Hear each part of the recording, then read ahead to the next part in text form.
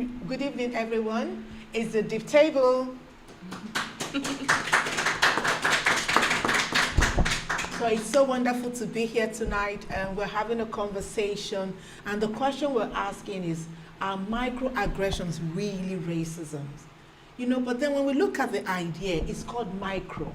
So if it happens every day, if it happens daily, then is it micro? Look at microaggressions as those kind of things, unintended slides, awkward moments that happen. But for so many people, these slides that we call them happen daily, So we're asking that, are microaggressions interpersonal moments? Are they, or the way, a different way that racism shows up in our lives, And, in not just in classrooms, but how do we have them happen on the streets, in the city centers, in our community? Is that the way? So tonight's conversation really explores not only what microaggressions are, but what gets overlooked when microaggressions are looked at as bad behavior.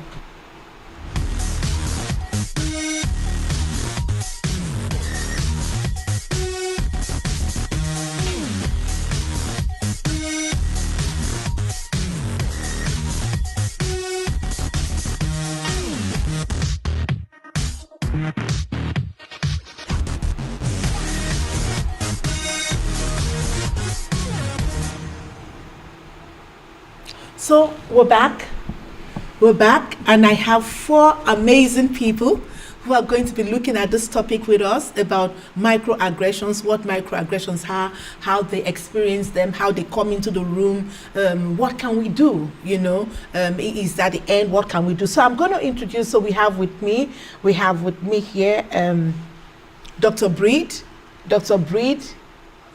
Nichonel? Nicono. Can I tell you guys one of the first?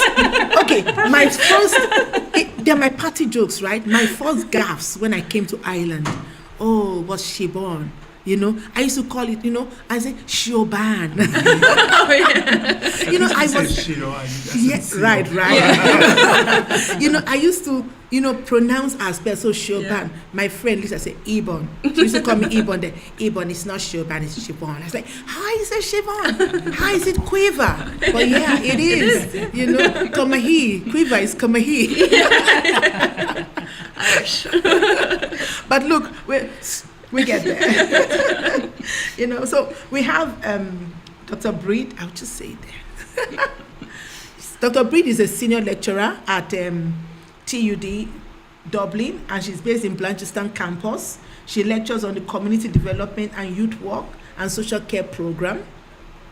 Her research focuses on migration, integration, racism, and anti-racism, and she collaborates with community and voluntary sector. Again, so you're one of those who comes out. Your work is not just stuck in academia, but it comes out, into the larger society. So you're welcome. And we have also with us Bulelani Facto. You are a former spokesperson for the Massey group. I was just saying I've not seen you in a long while, but Bulelani, you've pushed this work on Massey. You've done so much work, advocating. So sometimes, I was saying to Lucky that I don't think the people who are doing a lot of the work with Massey get as much recognition as they deserve for a lot of the work that they do, because I know that, like with Lucky, he's on, there's a Zoom call about, so many people where they're, just supporting each other, and where does that go? Who talks about it? But look, that's another day's conversation. We have with us, Brianna Fitzsimon. Is an award-winning author, anti-racism advocate, educator, and diversity, equality, and inclusion specialist, and a PhD candidate at Dublin City University Center for Human Rights and Citizenship Education. So you're welcome, Brianna. Thank you. And we have with us, Lucas Hickey is a Chinese-Irish young youth advocate, and as a student with aspiration for a career in law or civil rights, I'm watching that space, because if you are just, so passionate with things, and you are like a voracious reader, he's reading stuff. I'm like, I wasn't reading those kind of stuff at your age, but look, and so, and Lucas does a lot of voluntary work, advocacy with young people. So you're all welcome to this conversation. So these are the brave people who were brave enough to come to this conversation. So the question we're asking is, microaggressions, are they really racism? So if I start with my first question, when people hear the term microaggression, so they assume it refers to something small, or trivial. So from your experience, what are microaggressions? And anyone can start. Remember, it's a deep table, you can interrupt. Okay, nicely. Well, I'll start. Good. I'll look at racism and all forms of bigotry as a sort of spectrum, because you will have very small acts. On the one hand, you have very extreme acts, and usually, when it comes to bigotry, it's usually extreme violence and physical violence targeted to that person, whether it be homophobia, racism, or sexism, or that. The extreme is always violence, whereas the more the beginning stage starts with something very casual, words that people use every day without question, and some don't even plan to use those words, so they might not necessarily wake up today deciding, today I'm going to be my most racist self, or today I'm going to say the most outrageous thing to this person. And so you get very innocent things like, oh, do you wash your hair with normal shampoo? It's like, show me what abnormal shampoo is. Where do you get that? So I mix it with a bit of sand. Yeah. Don't get the grit out. So you do get a spectrum in all forms of bigotry. That's how I look at it. I don't know how other parents look at it. Yeah. I think for me it's always like assumptions and expectations that always are jarring for me when I encounter them. Like it's a comment like, oh, you're very professional. It's like, yep, I am. Professional for what? Or I get comments on my skin color a lot. Like it's always like, oh, you have lovely skin, or lovely skin color, and I will be touched and petted and things like that. And it's always it feels like it's supposed to be a compliment, but it never feels like one. So I'm always like, I never know what to do in the moment. Like I always am left with it afterwards, just thinking and mulling and saying, was that me, or was that them, or am I just being too sensitive? And I'm always left with it. And I know the other person, the person who did the thing or said the thing, thought they were being complimentary or whatever, and they're just going about their day. And they're gone, and you're left. They're gone, and I'm left with thoughts, it. isn't it? And I can think of so many. They're still with me. I think about them all the time. There's things that you don't forget. So they're small because they're very quick. Yeah. And they're just offhand. And it's always the person I know never intends to be racist or to be bigoted or anything like that. I think they do mean to be kind.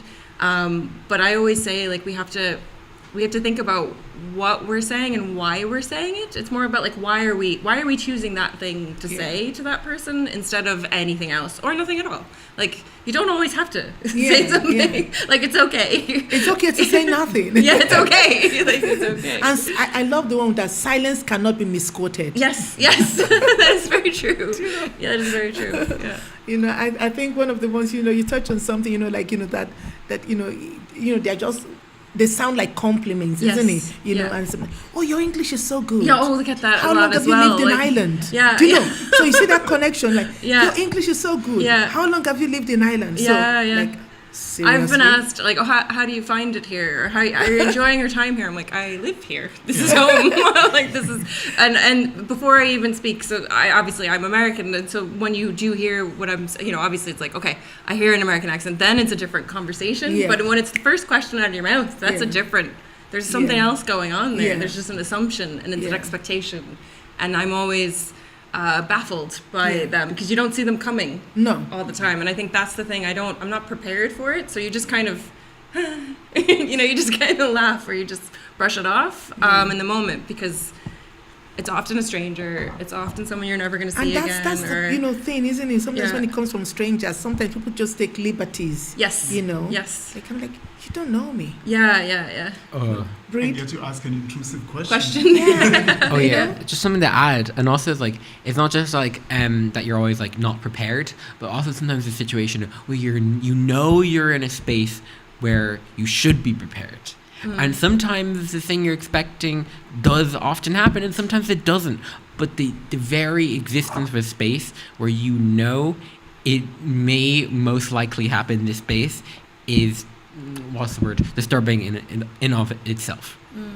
Yeah. Breed? Yeah, and I suppose as a white Irish settled person, I don't have lived experience, but students share their stories, research participants.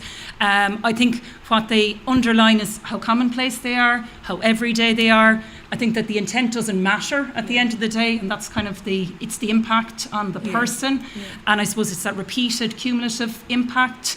The fact that they're subtle, people talk about how difficult they are to prove, that they know, they felt something, it didn't feel okay. And I think they do pass a message. It can be negative, it can be hostile, it can be derogatory in terms of you don't belong here, where are you really from, you're not really Irish. Yeah. So they are much more, they're part of that system that Bulani spoke about, but that we don't necessarily recognise them as such. They're kind of passed away as individual and they didn't really mean it, or they meant it as a compliment, but they're much more, there's much more to them than that. Yeah, and you are left with that feeling, am I being too sensitive? Yes. Always. That, but is the name wrong then, micro? Because I'm just wondering, we call it micro, So is the naming, is that even a problem in the first place, Because if it happens very often, things like, where you from, or where you really, really from, asking about the texture of your hair, or, why are you so dirty, why is your skin so dark, is it that you don't wash your body, they have young people have actually asked people that, why, are you are brown because you don't bath, Yeah. and all of those kind of things, I don't even know, is that micro? Is the name correct? Do we need to look for another name? I'd say that the word microaggression isn't really correct because it implies that there must be aggression. Racism in itself is an evil thing. Racism. But the act of racism is not in itself an evil thing. It can be done without malice. It can be done with malice.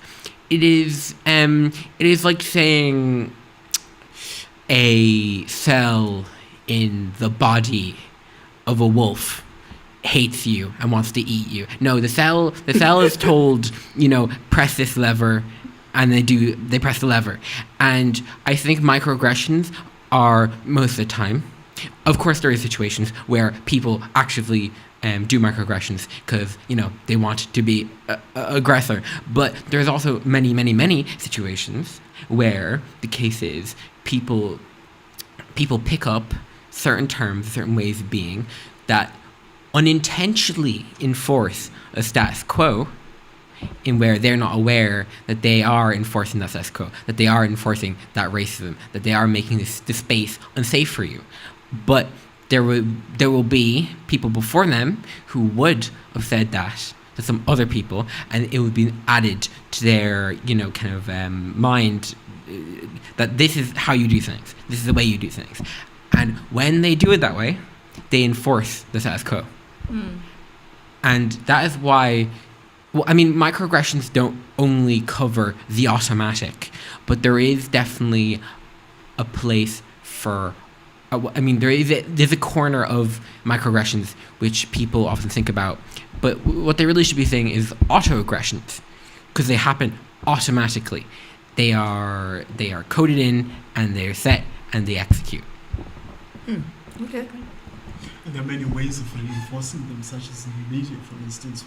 Whenever you watch an advert, there was a controversy over an advert by one of the cosmetic companies, and they did an advert on a skin lotion, and they said this one is for darker skin, and this one is for normal skin. Oh, normal. So I'm telling people who are watching this advert is that this is not normal. And then people have these connotations of what normal is for them, and then they pick that up into their everyday language and might think that it's okay until somebody says, actually, no, it's not. Right. Yeah. And for some reason, the person that's expected to say it's not okay is the same person who's experiencing that. Who's Yet we know experiencing that all those experiences over time they do cause harm. Yeah. They do have an impact on the person, whether or not, even if you look at homophobia, for instance, people, not even homophobia or racism, just ordinary bullying.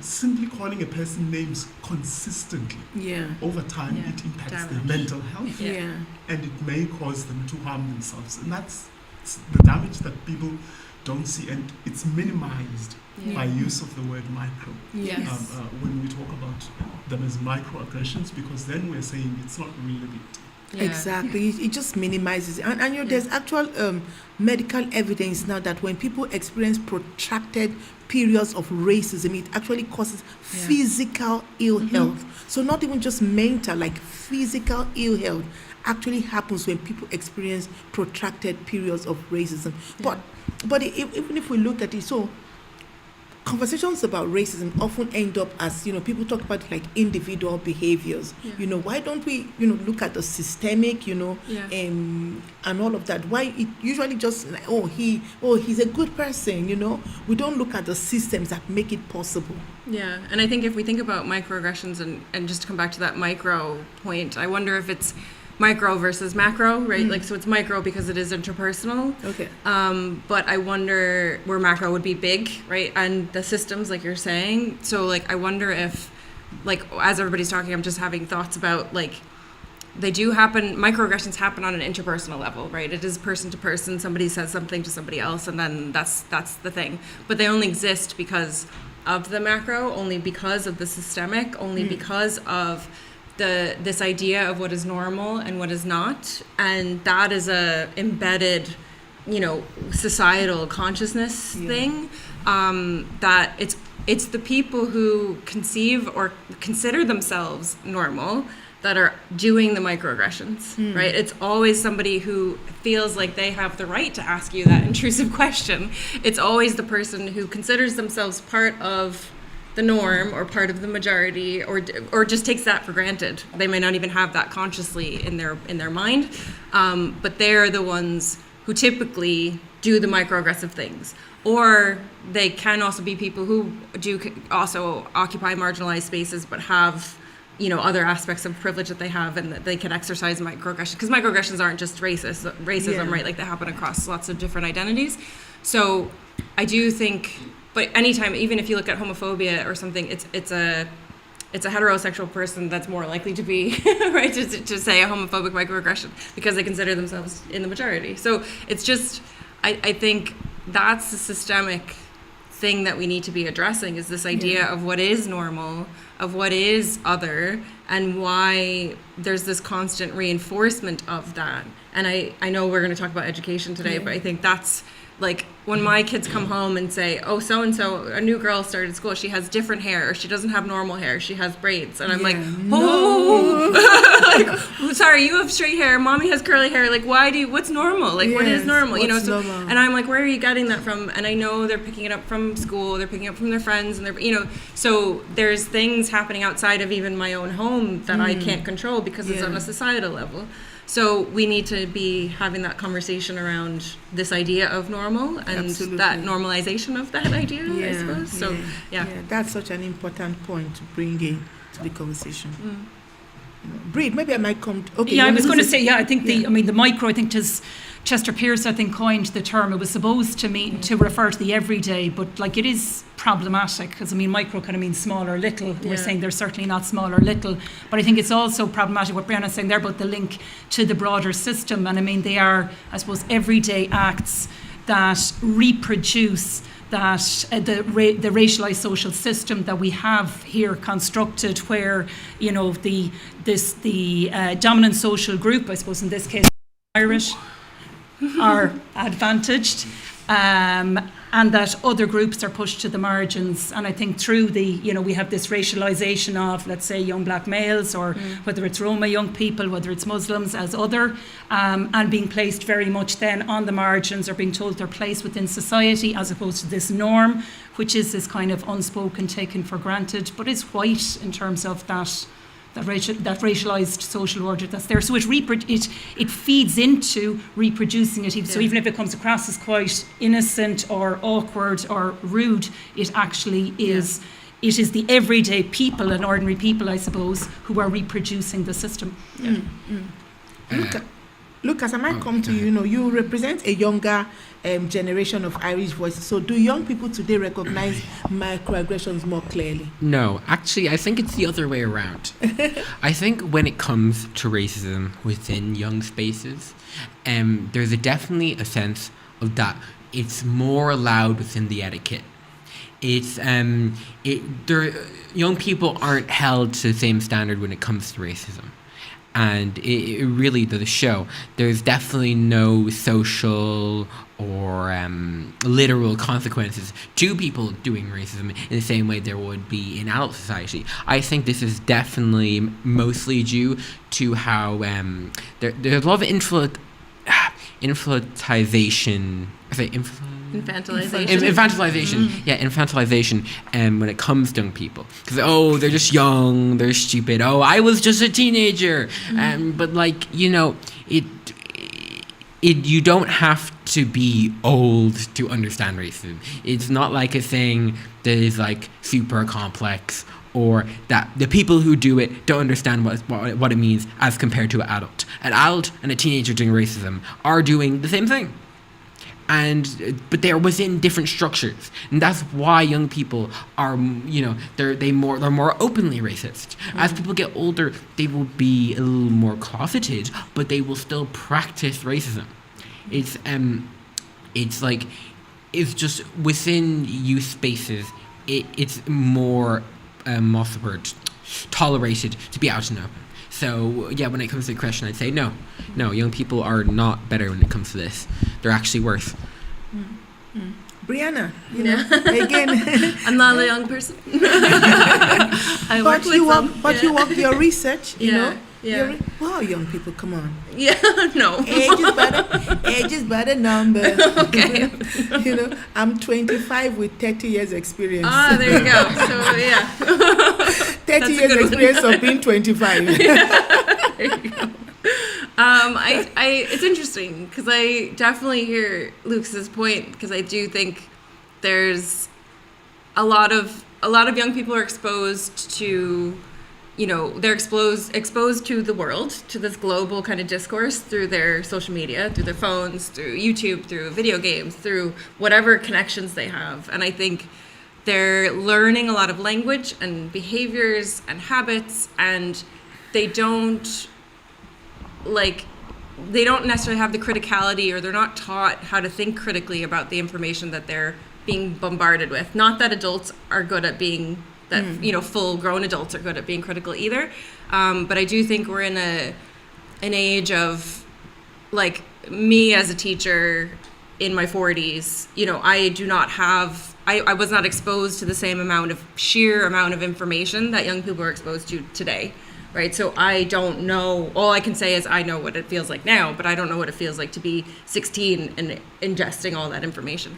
I do think that, yes, everyone needs to be held accountable for using language or terms or behavior. Like, that's bad. Like, I think that's a given. I do think young people need to be taught better as well. Like, I do think that there's a lot of responsibility needs to be put back on educators and the education system in general, like the department, on educating and building anti-racism into our curriculum that does not exist, and also critical digital literacy and all that kind of stuff. I know they're doing a lot of work on anti-bullying right now, and that is important. But I think they're missing a big piece of what's going on. Particularly digital literacy, you know? Yes. You know, anti-racism. You should not wait until somebody's a manager. No. Do you know what I mean? Like, you know, don't wait until, you know, you're a line manager before you're taking a 1-hour, you know, bias course. Yes. Like, it's too late, we can be talking to kids about, and there's too much literature, there's too many picture books, there's too many resources out there, even if they're not in the Irish context, that could be easily adapted to have this conversation with junior infants. Like, there's no reason why we can't be talking about skin color and normalizing conversations around difference way more than we are. But I also agree with Lucas that young people are not necessarily held accountable to the extent that they could be. And I do think that, again, that's a failure of our education system. And when we look at education in general, we know the research is there, the numbers are there about the homogeneity of our teaching workforce and the department itself and who runs our schools and all that kind of stuff, we're not talking about a diverse cohort of people. We're talking about a very homogenous group.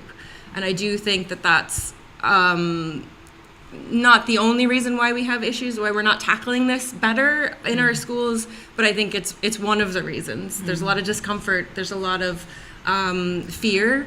There's a lot of, I don't know what to say, I don't know how to say this, and lack of experience themselves and things like that. And then I don't know if there's a reluctance, but there's definitely fear about tackling this issue in a way that's not going to offend anybody and things like that. But what's happening is we're just perpetuating harm because we're not dealing with the issue, and we're not holding teenagers accountable and teaching them why. Like, it's one thing, it's not about discipline, it's not about like, you did the bad thing, this is wrong. But it's learning, because one of the things we say that if you're not too young to perform racism, you're not too young to learn. Yeah, exactly.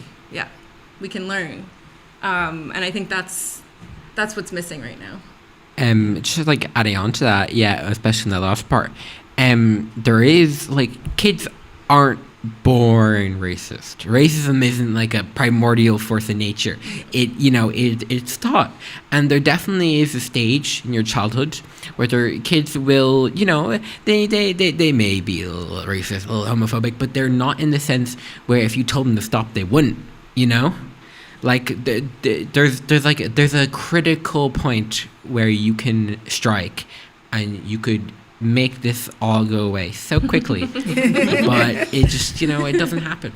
It doesn't. Breed, you do a lot of work, with, youth work and, in youth community development. So how do microaggressions like show up in these places, particularly like in the workplace or when people on placements? Does it show up at all? Yes, it does. Racism is everywhere. It's in all and the students are shocked at times when we say, yes, it is in the youth work services, it's in the community development services, lots of different ways. It could be some of what we've said already, questioning someone's English language competency, maybe based on the colour of their skin, or being surprised about it.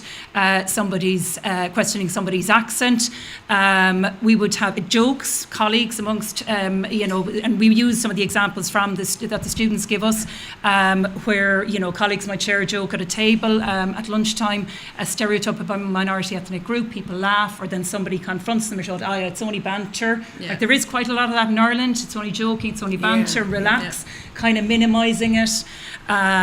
We have them in our own educational settings. Could be students excluded from group work, or whose contribution is seen as valuable and not. Students would tell you in the classroom whose question gets answered more than others. And sometimes it's just a look or a kind of the eyes roll, someone's sharing, experiences. There's kind of a questioning of it or an invalidation of it. So lots of different ways. Brianna, your PhD, your doctorate, is looking at mixed race children, and this report that just came out, recently now. Yesterday actually. Not even, just about, do you want to talk a little bit about that? So the ISSU, the Irish Second Level Student Union, released a report yesterday it's called Roots in Racism, and they did their own research. They commissioned their own report on racism in secondary schools.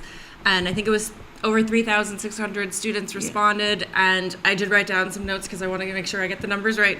But it was 41% had experienced racism in the past 12 months. It's high, and I actually think probably the number's a little bit higher. Like we were talking about it, it's probably a little bit under-reporting there, which again speaks to like our young people don't necessarily have the racial literacy that they need to even name the racism that's happening to them, right? So I think that's really interesting. And the number also, 15% were experiencing racism from teachers, is also quite concerning. Most 1 in 4 said that they were experiencing racism from their peers, from their classmates, but that 15% from teachers is quite high. And then there was an even higher number that I didn't write down about experiencing racism from other school staff, not even just from teachers, which it was actually a higher number. So it's like the recommendations that came out of there are, of course, the recommendations we've been saying for many years, but around teacher training for teachers. You know this already. That's why sometimes I don't want about reports anymore. Like, we've been saying this. There's reports and reports and reports. Lots of research. We're reported out. We're reported out. We're policed out. It's just like, who is going to jump and take the action, Yes, you know? yeah. But Bulelani, I might come to you, you know, like when we look at the IPAS system, you know, and, you know, people in the refugee system, you know, does, you know, how do microaggressions show up, you know, within that space? So is it still looked at just as interpersonal, or do we look at the systemic as well? A lot of people have shared their experiences of life in the Irish asylum system, whether you are in drug provision or even outside of the drug provision system. As a person of an ethnic minority, you would experience that racism. It's different in drug provision in that you don't have much control over your environment or who you share those intimate living spaces with. And so it becomes very difficult to even imagine a world in which you have some recourse when you are experiencing that. So if you think about the report, for instance, from the Children's Ombudsman that was done a few years ago, it's called Direct Division, where the Children's Ombudsman interviewed several children, I think about 72 children who live in direct provision, and they shared their experience candidly of racism both in the school and in the direct provision centers and in the community. And those experiences aren't unique to just children. Grown-ups experience the same things that the children were sharing, and what was struck was that the children had the same concerns as grown-ups, so they worried about their safety, for instance, and so on. So it's awful to have a child being worried about their personal safety, their physical safety, purely because of where they come from, that kind of thing. So when children experience racism, or when they are being treated differently, they know about it. Yeah, Yes. they know. Yes. So the idea that children then can't be held accountable for their acts towards their peers is nonsensical. Yeah. Because then we are saying that you get a free pass. Yeah. Even though we know what your behavior is harmful Yes. to your peers. And so I think there are ways to work with young people on issues of racism, and we don't see enough of that. It's same for grown-ups. It's very hard for a grown-up to stop their life and go and deal with a racist person's racist conduct towards them. Yeah. I think Toni Morrison put it very aptly when she said that racism keeps you busy. Yes. It keeps you really busy Yes. focusing on other things rather than living your life. Yes. And so it's hard to expect a person to tackle systemic issues, but even individual, interpersonal racism. Like if somebody calls me the N-word, I'm not going to stop and deal with Deal with it. Yeah. I've got a life to live. Yeah. Like I've got places to be, people to see, things to do. So that in itself allows it to continue because nobody then calls it out. Yeah. And just back to that, just to what Liliana is saying, like in the report yesterday also, there were way too many kids who said they were leaving school or had left school because of the racism they were experiencing regularly. So they're not even able to access the education that is their right, right? Because of what's going on with their peers or with their teachers or with the school not dealing with what's going on. And that was another really, really common theme, was that the school's response was very lackluster and most were not happy with how schools responded. But if you look at it, our educators, they don't have like a core anti-racism module. No. It's not there. It's not in the curriculum. No. You might get a stray, you might get a stray guest lecturer. Yeah. Like, stray, because I've been the stray guest lecturer sometimes, and I'm like, that it's not magic. This person is going to be teaching, Yeah. So what am I going to do in 1 hour, 2 hours? You know what I mean? Like, it has to be like a module. Like a core module. But it's not part of it. So are young people then, are they encouraged to report, like when racism, are they in schools, is there any, because I think that's one of the things, are they encouraged at all to report? No, they're not. That's there's no mandatory reporting. Ireland, this also was said yesterday, Ireland is an outlier in the EU in this, and even England, Scotland, Wales, we're an outlier. We're one of the only countries that doesn't mandate reporting in schools. So kids are not, and most schools do not have anti-racism policies. And those, I think I did write down, only 17% are reporting racism that's happening. I mean, even with that report, we already know that 9 out of 10 don't report. Yes. So then it's really scary, because if you want to then use that stat to look at this, then it's really even more scary. But what about the workplace? I mean, we've been talking about young people and children. Because it might look like then microaggressions only happen in schools. But what about the workplace? What about the workplace? How does microaggression show up there? It's well documented. I think there was a case in the Workplace Relations Commission where a person took their employer to the Workplace Relations Commission because their colleagues kept making fun of their accent, and they actually won in the Workplace Relations Commission, because people sort of normalize that behavior. So if somebody, for instance, consistently makes the same joke about you, in the end, there is a part in you that feels aggrieved, and ordinary. Some people in the workplace go through extraordinary things, and when they experience, when they've had enough of that experience, they do take action. They might report it to their company if their company has an environment that encourages, that allows or that facilitates a person pursuing seeking legal recourse in the workplace. But when we see the only time I've noticed it is when it's being reported, when somebody has actually gone to a legal forum, rather than it being tackled in the workplace at local level. So some workplaces you might find that they do have policies they might call, especially now we are coming up to International Day Against Racism on the 21st. You'll have a lot of cooperation. You'll have a lot of cooperation. The one day in the world where look at us, we're great, that sort of thing, and then you forget about it until next March. We'll dust the file and keep it under the bed again, Yeah, in the workplace, I mean, a lot of the students work as well, and particularly some of the black students would share their experiences of expectations and kind of supervisors feeling that they weren't competent enough or being given lower tasks, so not being given opportunities in the workplace, or the stereotypes, people being questioned, how can you afford that jacket, or how come you have a car, as if, so people are making judgments or assumptions, based on someone's maybe physical appearance about their financial situation, or as I said, their competency in that. I was listening. I'm just remembering. I'm just trying not, because I have so many stories, but I'm trying not to say them. I'm like, but don't go there. Just leave it. Just leave it. Because what else can if I can tell you stories that will burn your ears. But there was one particular one that actually, it was an employer. So in his place of work, right, his colleague used to make monkey sounds at him. So I don't even know, that is beyond, that is not even micro. Race. That is macro. We call that one macro. Make monkey sounds at him, And then when he reported, they said, oh no, that it was just nothing, it was just a bit of, and then the matter died down like that, and then he now made it again. So they actually went to the WRC. I think what shocked me the most was the fact that the employer actually went to court. I'm like, stop it. Stop it. You should just own up and say, you know what, we'll settle. But they actually went to court. Look at the emotional stress that person has to feel after the abuse. Then that emotional stress as well. It's the institutional framework. If it doesn't allow for that redress, it's not going to happen.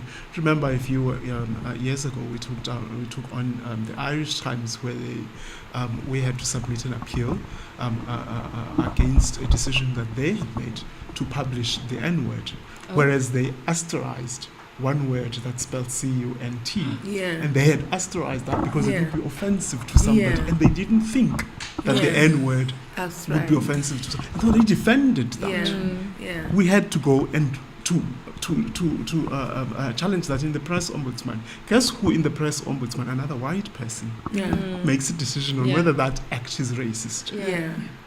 And then that person decides, no, it's not.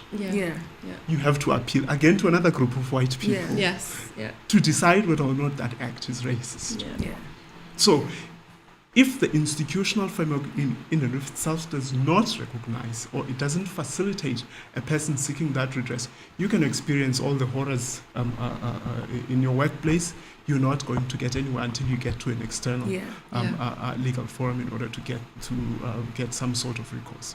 I mean, there are some simple microaggressions like, oh, your food smells, like. Yeah. I think I wrote an article, 2 or 3 years ago. You can find it online. 10 workplace, 10 microaggressions in the workplace. Yeah. One of them was the fact that, oh, your food smells. I'm like, oh, your salmon, your vegetables have no taste. But I was just in a school yesterday, and a young person reported that that was said to them by a teacher as well about their own food. Way. Yeah. So it's not just in the workplace. Like, this stuff isn't just happening with adults. Like, this is the young people are experiencing the exact same thing. Sometimes from their peers, sometimes from the adults who should know better, or we hold them to a standard.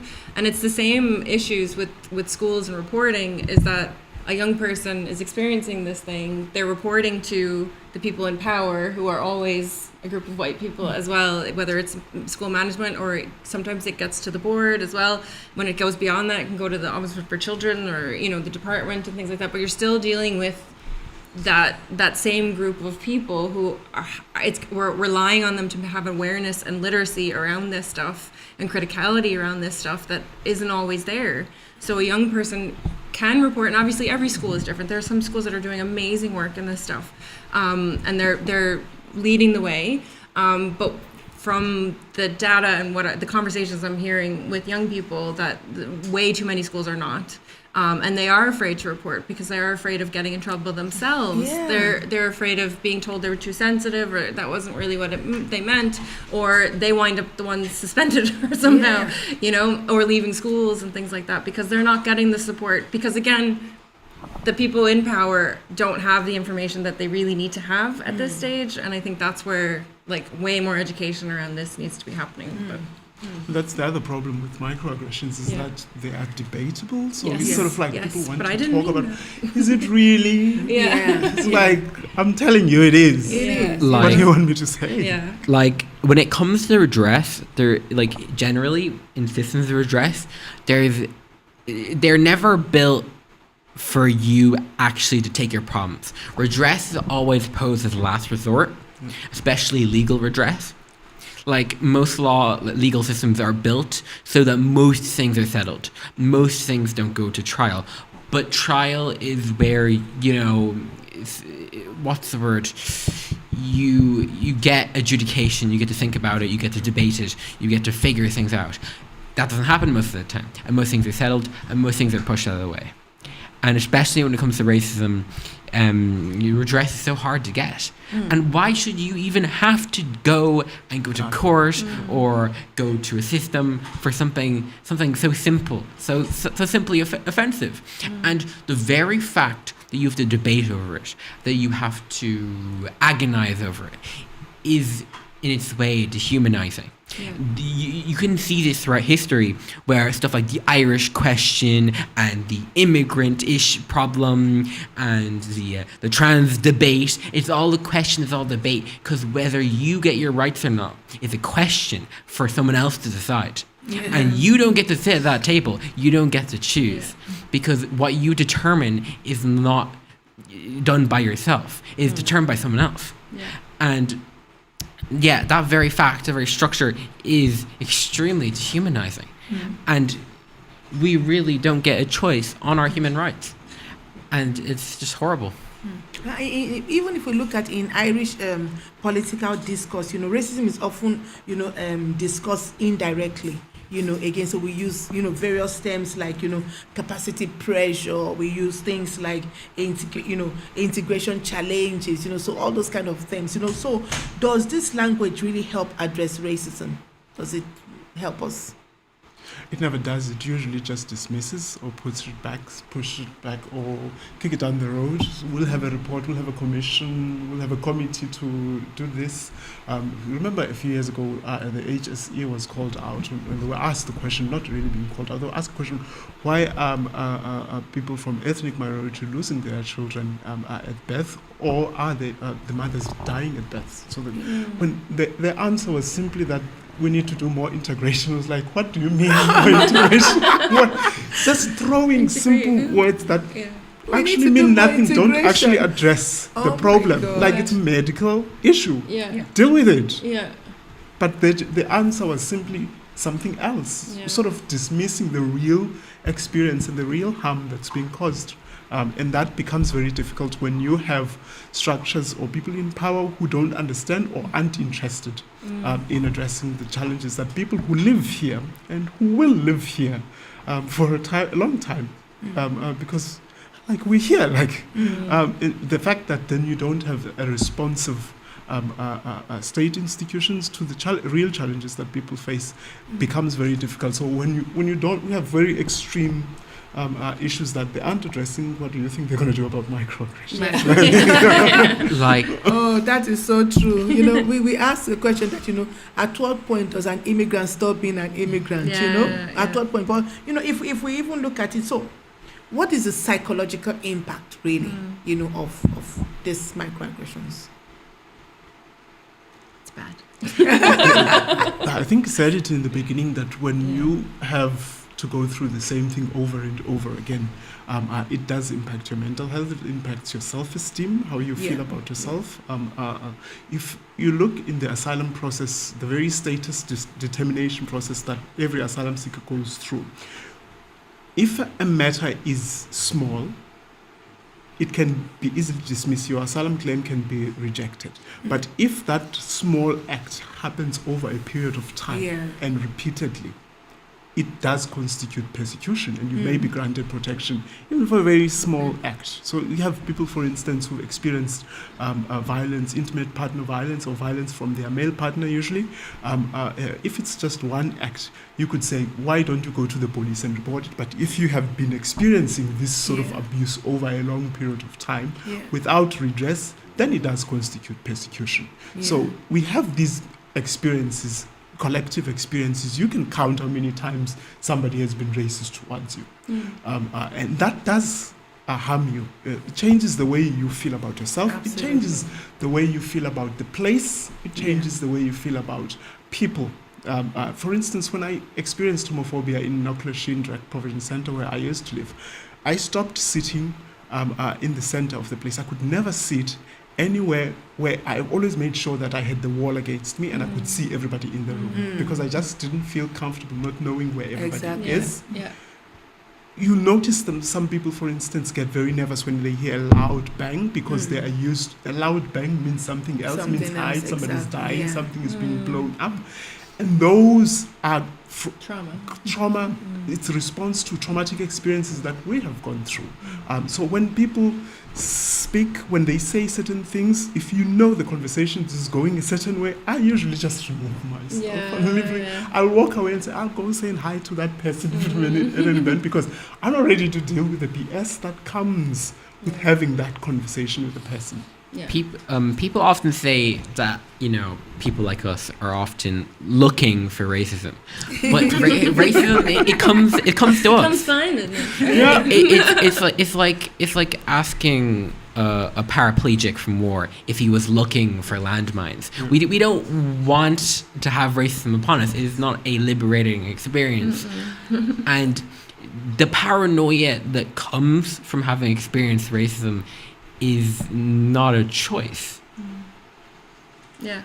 What can people do? Because as we're coming to the end of this session, it's just, no matter how much, there's just always so much to say, and we never have enough time. But what can people do if they experience or witness microaggressions? Either as an experience or a witness. I already said I don't know what to do, so. Well, and obviously I'm speaking from, I suppose, point of privilege here, because it's racial microaggressions I'm talking about, but a lot I of can residents question will come to you something. for support as well. So seek clarification, kind of question somebody. Sometimes just name the stereotype that's there. And I think there just is an education piece. I mean, we meet them in the classroom, and there is a kind of an education piece around even people's names and mispronouncing people's names. We go through the whole kind of, I suppose, power dynamics around it, and there is power in all of this at the end of the day. Whose name do we attach importance to? My 17-year-old son knows the name of every footballer from, four corners of the globe. So there is that, I suppose there is that idea of when we can make an effort. But I think that awareness, if we don't know what it is, and particularly for, the white Irish majority, we need to know that certain questions can be offensive to people, or that we need to respect people and pronounce their names in the correct way, that there are some basics we can do, that language does hurt, it excludes people, and we need to be aware of that. We need to unlearn maybe some of the learning of things that, we're supposed to be okay, but are actually demeaning to people. And what about microaggression? So where should responsibility lie? Where should we go? So should it be the individual, institutions, policy? So if we want to do something about it, where should we be focusing on? I think all the things you just mentioned have a role to play. Everyone and every institution, every person practices their own policy, and every person usually sits under an institution. The real responsibility lies with the combination of policy, institution, and person that is racism, and it is the search of truth when it comes to where in this big system, in this institution, am I responsible? Where am I in this place? In the big bad wolf of racism, am I in his cells? Am I when he flexes a muscle, do I stand up? When racism happens, what am I to do in that situation? The blame is really to lie in the institution structure that allows it to happen. The microaggressions, the coding, what you're allowed and what you're not allowed to do, who gets rights and who doesn't. The blame is in a belief that has taken motion, idea that's gotten legs and run away. It started with colonialism, it started with exploitation, but the idea itself is the culprit. It is the embodiment. You can blame someone for cooperating with it. You can blame someone for making it, but the real thing that lives is the idea. The idea is the thing that makes people do racism. People do racism sometimes because ignorance, because complacency, because they look upon the thing and they refuse to accept they're a part of it. But at the end of the day, what we are doing here is killing the idea. Killing the idea that some people are born better, then all people are born equal. And that's basically it. So if people experience microaggressions and racism, is there recovery? Can we recover from it? Is there healing? Is there recovery? Is there a need for it even? Therapy is lovely. I ghosted my therapist. Did you? I, as a mixed race woman, I have found myself a mixed race therapist for the first time in my 42 years, and I'm delighted because as a mixed race person, I experience a very specific form of, many, many different types of racism, but mixed race, the racism as a multiracial mixed race person is unique in some regards. And like what you were saying before about, this happens over and over the course of a life, and it definitely informs your sense of self. Yeah. And that's something that still, as an adult, as a parent, like this is something that I'm still working through. Some of the messages I received as a child, right, about my own identity. So I think helping yourself, like therapy is amazing. There are some amazing therapists in Ireland. There's Black Therapists Ireland are a great resource if anybody needs. But I think it is, well, like I always think we have to mind ourselves, right? And so like what you were saying before, like somebody calls you the N-word and you're not going to stop everything that you're doing and deal with that because you do still have to live your life. So I think like what we said even at the beginning, so many microaggressions happen from strangers. So like, is it worth your time and your energy to deal with it in the moment? You're kind of weighing it up by the context maybe and where you're at in that moment as well. But I think it's really important that we mind ourselves, and I think it's really also important that folks who are interested in working in allyship spaces and who are working in spaces where we're working with diverse groups of people, that we do need to take it upon ourselves to educate ourselves, to listen to stories, to listen to things that do not necessarily directly impact us, so that we can expand our understanding of things, and that we are no longer complacent in this system and benefiting from the system, that we acknowledge all of that and that we stand up, because I do have a really hard time with being the person that has to correct all the time. Like, that shouldn't be on us to correct all the time. The person experiencing it it shouldn't be the, And then they say you are pulling the race card as if Yes. you literally walk around with something. Because it's so called the race card. dangerous. It's not to even, yeah. the race card is not even in our everyday vocabulary. Like, just, like, literally, when you have to call it out, you become the bad person, especially if you're doing it in the same space constantly. Yeah. And for me, I literally just stop. I know I'm a socialist, but I'm not that kind of a socialist that's literally going to go and educate every individual. Yes. I've not taken that my responsibility. I've absolved myself of that responsibility. I just cannot do it anymore. I'll negotiate my space depending on where I am. I grew up doing that. I grew up negotiating safety as a homosexual man. So same thing with racism. I will negotiate my space. I'll call it out depending on where I am and if that makes sense at the time. Because in some cases it might not even be safe to do so. Exactly. You basically have to tread carefully in some spaces, because you might never be in that space again. You might never be invited to that space again if you're the one pointing out how racist the people are. I guess it's sad, isn't it? Because sometimes at the end of the day, what we're saying is that there's silencing, the silencing of voices, the silencing of critical voices. So it's so unsafe to speak up. It's so unsafe, to challenge, to speak up. I can give you stories in the workplace. People report and they actually are put on suspension. They experience it, but they are saying, you have leadership problems.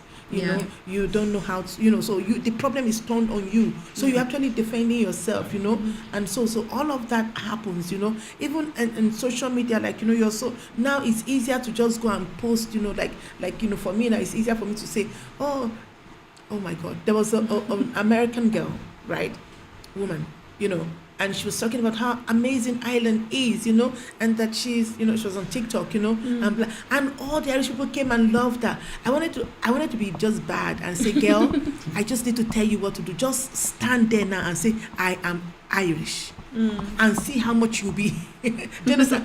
Just twist it now. Do you understand? Don't say much. Just that one sentence, I am Irish. That's all you need to say. And you will see it. Do you understand? Because we're like, we love you. We, tell your husband to come. Seriously, come and just stand on the street and say, I am Irish. I'm black and Irish. Oh my God, you will see another part of. Do you understand? So we love. So at the end of the day, we either have to be we have to be liars. Pretend.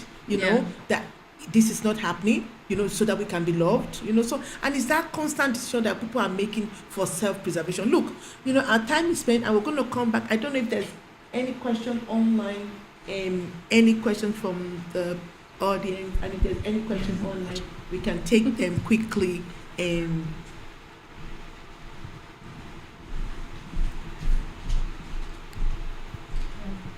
So there's one question here. So often, it says often most people are hopefully familiar with microaggressions and blatant forms of racism, like calling someone the N-word. Why is it important to identify these more minuscule yet still hurtful forms of racism? Why is it important? Yes. I'd say it's because it's a part of racism. It's in the framework, it's in the lattice, and more often than not, when racism happens, it's usually these small things. And to point it out, the difference between pushing out, say, a microaggression or, outright aggression, there's still all racism, and there's still all a problem. And if you only pick fights with the big issues, people will start to think that only the big issues are a problem. And don't forget, oh, it was my okay, now, I don't think I can say it, I was going to say, okay, I don't want to paint the picture, so I wouldn't use that example. But, things that are big, they always start small. She gave me a really gruesome experience because, it was my training as a counselor where I was as a person-centered counselor, you're trained to hold the hope of change for people. But she was just giving me the caution because when you're training as a counselor, you must go through counseling. So she was now saying, Ebun, I know you want to believe in people, but you have to also remember that the person who killed the ants is the person who killed the cat, who killed the dog, who killed the baby. Do you know, so he says, so just be careful, that, so that sometimes these things grow, and it's the same thing with microaggressions. Yes, it's micro, maybe today what happened was they all went, for a school party and they didn't invite you. You were the only black kid or the only Chinese kid in the class who wasn't invited. I know that's just a small thing, it's fine, but then it becomes a bigger thing, and then it becomes a bigger thing, and then when we don't report it, so that's where the challenge comes. Microaggressions are described as, the drip of a tap. Yeah, that's how it's described. So it's just dropping like it's small, and you know how annoying. You're sitting there, you're doing your work. You're hearing, but you're ignoring. After a while, it just gets to a point where you snap. Yeah. And that's what microaggressions. It brings you to a point where you actually can snap, and that's why if anyone is listening to us now here, if you're going through microaggressions, don't let them build up. Find a safe space to talk. Yeah. Find a safe space to. I think there's a lot of good comparisons between racism and a dripping tap. It happens often. You don't know when it's coming next. It's annoying, and the CIA uses both of them to torture people. I also just another metaphor is like a mosquito bite or a paper cut, right? And I think it's really important that we talk about microaggressions because they're way more common than more overt forms of racism, and they're definitely the one that I experience the most. They're definitely the one that, like, anecdotally, that's what I'm hearing most people experience regularly, and they can be literally every day, multiple times in a day. So I do think, like, if you got one mosquito bite, you'd be like, oh, that's itchy and that sucks, like, that's annoying. But if you got 3 at once or 10 at once all in the same day, it'd be really hard to think about anything else. And if you're covered in mosquito bites, you can't do anything else. You can't function because all you're doing is thinking about those mosquito bites. And it's the same thing. Like, I get derailed when I experience just one conversation over the phone and somebody uses microaggression, then my whole day is like, oh, what just happened? Like, what did I, am I being too sensitive? Did I hear that right? Did they mean that? I get derailed still. Yeah. So it's almost more important that we discuss these things because they're so much more common than the bigger stuff that we know already. Like, we know the big stuff. We know what that looks like, sounds like, and feels like. So, And they are much harder to counter because Trevor Noah puts it very aptly that in South Africa we had apartheid. It was very easy and much more observable. If they tell you that this park is not meant for black people, you're not going to see it in that park. If this beach is not for black people, you're not going to see it in that beach. Whereas microaggressions are everyday experiences, and they're much harder to actually prove. He said it's easier to fight an enemy that you know rather than the one that you have to first prove exists. Yes. And that's where people usually take you when you call out microaggression. It's called prove it is racism. Yeah. That burden of proof is on you. It's on you. Yeah. I think one of the things is just the fact that it's so difficult. Actually, like when you talk about it, you might actually sound petty. Yes. Like, oh, my colleague comes in and says hello to everybody and doesn't say hello to me. Like, maybe they just don't like you. Definitely back to what I said earlier. It's the privilege of being believed. It's the privilege of not having to have a debate over any problems you face. It's definitely like we often don't have the privilege to when it comes to racism to actually state our issue. Do we have any more? That's the question. Yeah. Okay, so we have a question from the audience. Yeah. Or comments, or I have a comment and a question. Okay. Thank you so much, and thank you so much for letting us know what is really happening out there beyond what we've been hearing or seeing on social media.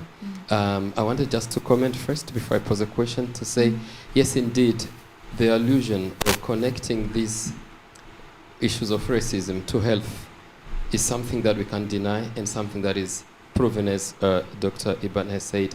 But I want to drag it specifically to my field or my area of brain health and trying to connect it to how it really affects your brain in the near future and pre-exposing us, you and me, to dementia, pre-exposing you and me to cognitive function decline and any other damage of the brain. And I never knew it until maybe 2 years back when I had gone through a bunch of literature trying to publish some work on how migration stressors really affect our brain health in the long term. And most of the things cited are like racism. And in Ireland, for my 3 years I've been here, I'm a fellow, an Atlantic Fellow for Health Equity in Brain Health. And one thing I've learned is that we fight a lot for inclusion. But as a fellow for health equity, we strongly believe, and you and I agree, that there is no health equity without racial equity. So, and how do we then bridge that? How do we start working on that? I love my hospital where I worked when I came in Ireland. We have a good unit which is called Inclusion Health. But I like inclusion and racism, imbalance. So, which means this is a big topic from my understanding. And I don't know how do we start to tackle it. I thank God I said today in your show, Dr. Ebun, we've never met physically, but one of the most important things I want to go home with, if you and I were to be given opportunity, a platform, funding, let me use the good word funding, to really start an intervention that works across the community level, where do you start? And I'm not going to policy. Policy for me doesn't work at any point. But I'm just talking about a community-led intervention or a population intervention. I don't know which word will sit better. But I love the whole brain that are seated here to teach me as a very young coming person who's not even familiar to this terminology being used with honesty. How do you get it started? I know there is money for such interventions. I'm really informed a lot about that. And I'm consulting on one, but I don't even know what to do on it. Because I'm like, what are we then doing after this? And I'm looking like, is this money not going, not really serving the purpose, isn't it? So I wanted to ask that question to the platform. If you were given that money, where do we start? Thank you. I mean, this is kind of a tangent, kind of related, but also is kind of answering your question. So hopefully someone will give me give a better answer after I say this. But yeah, like definitely one of the places to start is that when you're thinking of inclusion and stuff like that, when it comes to health, it comes to any type of intersectionality, you have to think that, like, say, it's everyone's health. Like, health for everyone includes health for Black people. Food for everyone includes, food for Chinese people. Safety for everyone includes safety for Spanish people. Like, when it comes to solving any issue, when it comes to facing anything, if you only support the needs of white people, you are not truly facing the issue for everyone. You're facing the issue for certain people. So when you're talking about your system for care, it's definitely the first step you need to take is recognizing, understanding in the system that when it comes to helping anyone with anything, it's helping everyone and not just some people. Breed, what do you think we can do as an educator? Well, as an educator, I think there's a role for education everywhere along the line in the health service, from the person you meet when you go in the door to, and I know there has been some work done, but there's still a huge amount more of work to do in terms of GPs dealing with people. I was talking to a Roma woman recently who was talking about, I suppose, who's listened to, whose voices is the number of times they have to go back to say the same thing when actually will be taken on board. So I think it's just across the board that there needs to be kind of training of dealing with diverse people, but actually challenging, I suppose, the status quo that's there. Who is the system set up for? And that we actually need to be able to cater for, lots of different people, and some of it even being unconscious, I presume, in terms of the medic, who they're listening to and who they're not listening to, but the impact is on the patient at the end of the day. And we know that in terms of who gets pain first, who gets more pain. So those stereotypes that are there are being perpetuated across professional settings in health as well. So again, quite a number of things. There's so much we can do from education, so education is key. For me, education is key. Always. You know, everything we want to really change, we appeal to education. And I think we need to appeal to integrating it into the system from childhood. Yeah. You know, teaching how to manage difference, how to be accepting of difference. You know, that when we look at difference, not as a problem. Because, you know, when we take pencils, yellow pencil, blue pencil, black pencil, we've been trained to accept the lead, is that the value is the lead inside the pencil, not the color of the, you know, so we don't judge the pencil by the color. So how did we get that? So that's what we need to do. And we started from, you know, from childhood. Education is key. But also, you know, in the workplace, we need to make sure that there are key systems of reporting, you know, that there are consequences of reporting. You know, I met a funder yesterday, and I was just saying to her that, you know, like we don't have places, for example, if somebody has been racist, you know, performed a racist act, you know, and the court, you know, mandates, you know, for them to say, go and do this. Do you understand? Like, you know, rather than jail or blah, you know, is there a place where they go and unlearn, you know, where they go and learn, go and do something, you know. So those kind of, you know, services in there. I think there's so much like medically can do to even show the impact, you know, on the health. You know, that has to be more known. Most people don't know it. We just say it, you know. It has to be clear. You know, like, for example, we know that, cancer causes this. You know, so when people say there's cancer, we take it seriously. But we actually don't know the impact of racism on a body. So that kind of training, you know, proper scientific research, for me, I think would absolutely be key. There's so much I can say. There's AI, IT, there's so much, you know, ideas, healing, you know, recovery, you know, there's so much, you know, that, look, we can keep going on and on. So I have just one final question, you know, for us. And the question is, if everyday racism continues to be dismissed as micro, what is the one shift Ireland needs to make to take it seriously? So just a 30 seconds question. What is the one shift that Ireland needs to take, you know, racism seriously? To talk less about racism and do more about anti-racism, because we do a lot of talk and a lot of reports and a lot of strategies. We've got anti-racism strategies, we've got integration strategies that we keep renewing every once in a while, and they're filed in a cabinet somewhere, and we don't really do much what action, is our tangible can action. I jump in there in your man and ask, what is our anti-racism strategy in Ireland? I'm sure there is one somewhere. Do we have that national action plan against racism?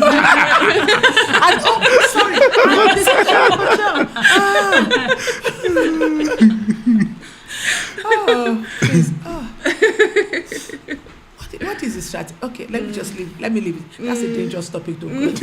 Brianna, tell us.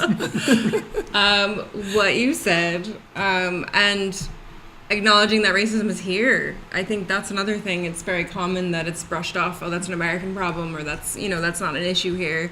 Where I always say, or there's always pushback. Oh, but it's new here, you know. And I say, sorry, Irish travelers have always been part of Ireland, and they've always experienced racism. So our racism is built into Irish society. So we need to name that. We need to acknowledge that, and we need to say now we need to do something about it. So I think it's both of those things. Yeah. I like to add on to that. I think we also should recognize our place in racism, both the place that Irish people in our history have in racism and how racism has been used against us, but also the place where we have fallen, where we have used racism against others. I have done racist things. No one has never done a racist thing. You might have done a microaggression by accident. That happens. But we need to recognize that a lot of us, many of us, have been complicit. And that many of us also should have historical reasons and places in racism.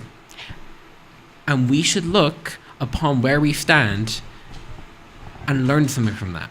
I feel like if people start to at least, you know, honestly admit that they have done something wrong, but they can change and say, you know, I'm sorry, I think that can go a long way.